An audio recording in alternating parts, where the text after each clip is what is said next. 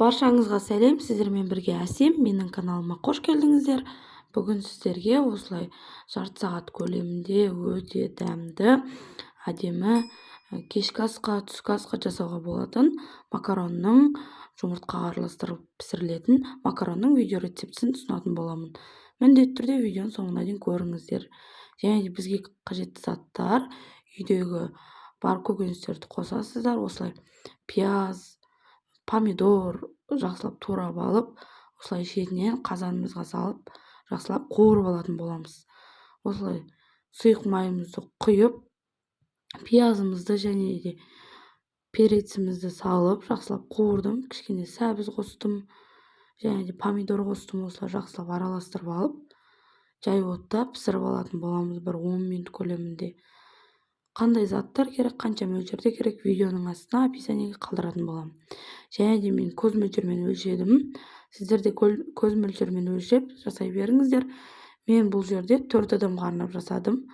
Осылай керекті приправа қостым, магgi приправасын. Егер жоқ болса, қоспай қойсаңыздар да болады. Және де осылай керекті тұзымызды қосып, үлкен қасықпен жарты қасық тұзымызды қосып, осылай жақсылап араластырып, тағы да бір 3-5 минут көлемінде макаронымызды әдемілеп қуырып алатын боламыз. Жақсылап осылай араластырып отырып, 1-2 минут сайын осылай араластырып отырып макаронымызды қуырып алдым. Бір 5-6 минуттай өтті уақыт. Ал енді қайнап тұрған суымызды құятын боламыз. Макарон 1 сантиметрдей, 1-1,5 сантиметрдей батып тұру керек суға.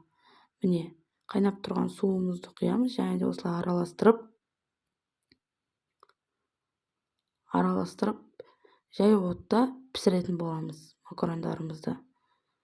Міндетті түрде жасап көріңіздер, өте дәмді шығады. Және де асығыс болсаңыздар, тағы да басқа менің каналымда тез дайын болатын тағам түрлері бар. Етсіз жасалатын, дәмді, керемет, тез желініп кететін, ер адамдарға ұнайтын әдемі асқабақтан жасалған орама, тағы да басқа тағам түрлері бар. Сол жерден көрсеңіздер болады. Плейлист бар. Және де міне макарондарымыз пісіп жатыр. Осылай тағы бір араластырып қоямыз. Суы тартылып, әдемілеп макаронымыз пісіп жатыр. Осылай тағы бір араластырып қоямыз. Көп араластырудың қажеті жоқ. Макарон салғаннан кейін бір 2 рет араластырсаңыздар жеткілікті. Ал енді макаронымыз пісті. 20 минут көлемінде пісті макаронымыз.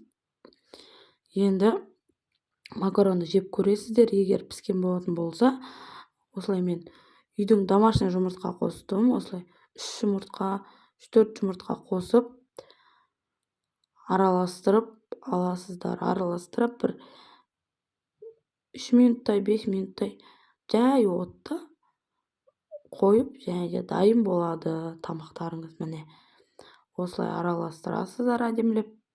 Өте дәмді шықты. Ер адамдар да жақсы сүйіп жейді. Өте дәмді, күн суық кездерде әсіресе, және де жаз мезгілінде де жақсы желінеді. Баршаңызға ас болсын. Менің каналыма тіркеліп, қоңыраушаны басып қойыңыздар. Лайк басып, комментарий, өз пікірлеріңізді қалдырыңыздар, достар.